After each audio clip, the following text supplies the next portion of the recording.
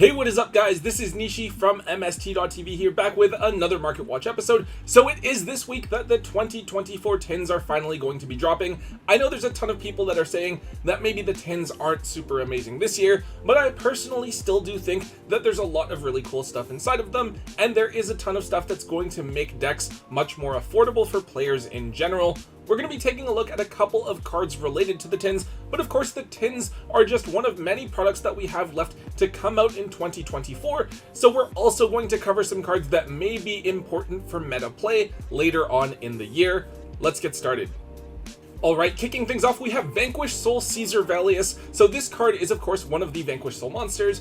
Personally, I really love this card because of its artwork, and I think I pulled a collector's rare version in me and Tom's Wild Survivors box battle as well. Now in the 2024 tins, there are a number of important Vanquish Soul cards being reprinted, including Raisin, Heavy Borger, and Stake Your Soul, which were the main expensive ones. However, one of the cards that was actually excluded from the tins is Caesar Valius.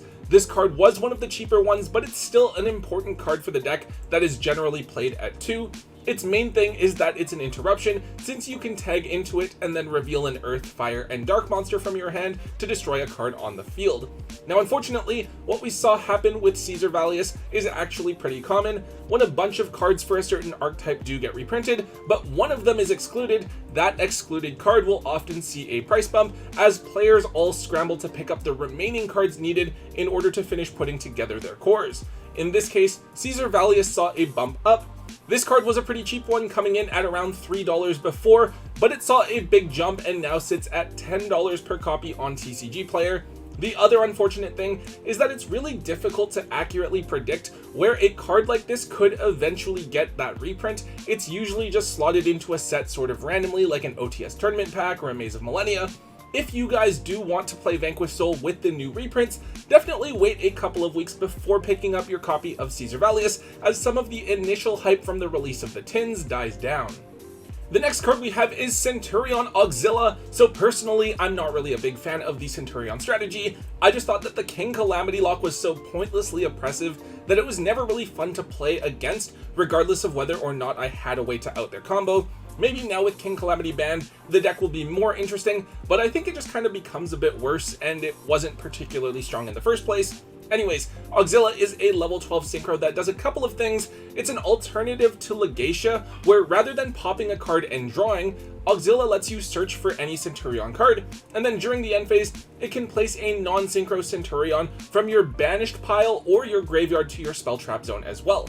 Now of course in the tins, we see Primera and Trudea getting reprinted, and that's really welcome because those were the only two expensive cards that the Centurion deck really had. This reprint, combined with the fact that King Calamity is banned and the deck needs another extra deck monster, has led to a price spike with Auxilla. I think that this was one of the worst cards to possibly pull from Legacy of Destruction before. It was literally like $2 each, but now with this hype we see them up between $12 and $13 per copy. Hopefully you have one of these if you do want to play Centurion. This one should have been a little bit easier to see coming, spiking in price, since it originally came out in Legacy of Destruction rather than Valiant Smashers with the rest of the cards. Definitely try and dig this up out of your bulk if you have some lying around, because there were definitely a ton of players that were not thrilled about pulling this card before and would have easily just thrown it into their bulk. Okay, so this feels like a really random one, but we have Exodia The Forbidden one, and specifically we have the quarter century promo that came out in the 2023 tins. So this year, we actually have quarter century versions of all of the Exodia limbs in the tins, which means that you can finally now get your complete set of Exodia pieces in quarter century secret rare. Personally, I think they look really cool. The only thing I don't like is that it looks a little bit too similar to how Starlight rares look, and maybe that takes away from those a little bit. Anyways, Exodia was one of the promos that you could pull in last year's tins, and I think a bunch of players thought that, you know, like it's cool, but it doesn't really go with anything, and who knows whether or not the other pieces will actually get the quarter century treatment at all.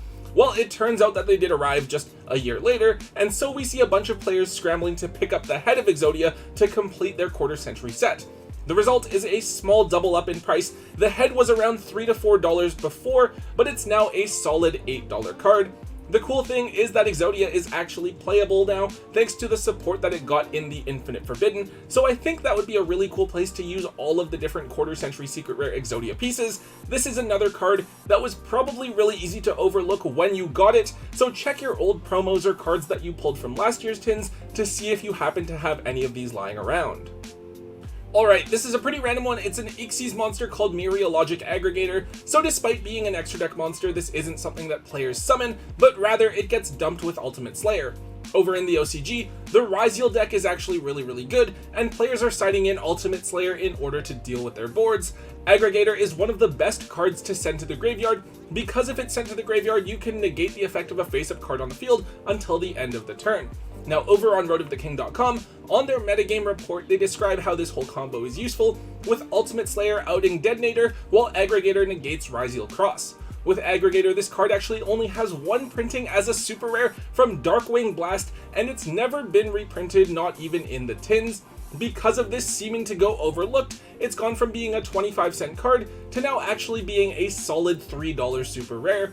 I think that now that the card has spiked, I wouldn't be buying into this at this price point. Maybe if you can find them in some holo bulk, or you can still get them for 50 cents a piece, then maybe it's worth it and you can flip it, but I find it hard to imagine a ton of people paying $3 each for a card that was bulk just a few months ago. Still, this is something to keep in your binders, and definitely have it ready for when Crossover Breakers comes out at the end of the year. The next card we have is Traptrix Refia. So this card is a generic rank 4 Xyz monster, and it was actually really crazy when it came out. I remember players running Treacherous Trap Hole and making this in their Performage decks because it let you get rid of 2 monsters at the same time. It has been a while since this card's actually seen meta play, especially since the Trap Hole cards just have such specific timing windows and are pretty annoying bricks to draw into. However, Traptrix Refia is something that's actually seeing play in the Ryziel deck over in the OCG. Ryziels are a deck that are able to spam rank 4 monsters out pretty easily, and funnily enough, one of the trap cards is called Ryziel Hole Thruster, which contains hole in the name, so you can send it to the graveyard and copy it with Reflia's effect. On top of that, since Reflia sends from the deck to the graveyard as cost, you can also chain the effect of Hole Thruster, banishing it from the graveyard as a following chain link and using its effect there. Once again, for more detail on this, you guys can check it out at roadoftheking.com, but basically Reflia should be a pretty good card for the Ryziel deck, which projects to be top tier once Crossover Breakers comes out. Fortunately, Reflia was in Rarity Collection 2, so in terms of accessibility, everyone will be able to get at least a super rare version and basically any rarity you really want. However, the 2 higher rarity versions of the card have jumped in price. For one, we have the Ultimate Rares from OTS Tournament Pack 13, which were $12 to $13, but have now jumped up to $30. But now we also have the quarter century printing, which was down at $4 to $5, but is now up at $18 to $20. Honestly, I do think that both jumps are pretty reasonable, as the card is quite nice and it will be meta relevant, but ultimately it's just going to come down to your personal preference and what rarity you would like to play the card in, since most options are now available. Okay, so this one's pretty cool. We have Sarua Skuldread. So I remember a few years ago, this card just seemed ridiculous. I think that there was a thing where you use slash draw and you just like use 3 Sarujas and you somehow kept track of what you were putting back to the bottom of your deck and in what order, and then you would just slash draw and FTK your opponent. It felt sort of absurd when I was watching it. For those that don't know, this is a Link 4 monster that requires 2 or more monsters to make. However, you really do want to use 4 monsters. If you use 3, you get to special summon a monster from your hand, and if you use 4, you get to draw 4 cards and put 3 back to the bottom of your deck in any order. The crazy thing is that if you use 4 monsters, you get both of those effects, and on top of that, these effects are all a soft once per turn. So I saw this over on DB Grinder's channel. There was a player that was using this combo in Fiendsmith Snake Eye. I don't know if this is how the deck is just going to be played moving forward or what, but I do think that Sarua is a pretty broken card, and it's cheap enough that we should be keeping an eye on it. This card has 2 different secret rare printings, the originals from Extreme Force and then the reprints in the tin. They're basically the same price at around $4 to $5 each, and then it also has an ultra rare printing from Dual Devastator, which is just over $1.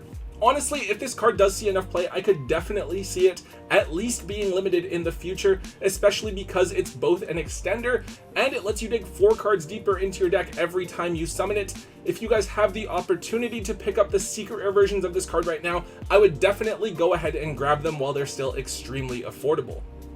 Alright, the final card we have here is number 70, Malevolent Sin. So this one is something that I haven't seen too much of. It's a generic rank 4 Xyz monster with a really simple effect. You detach a material from it during your turn to temporarily banish a monster your opponent controls.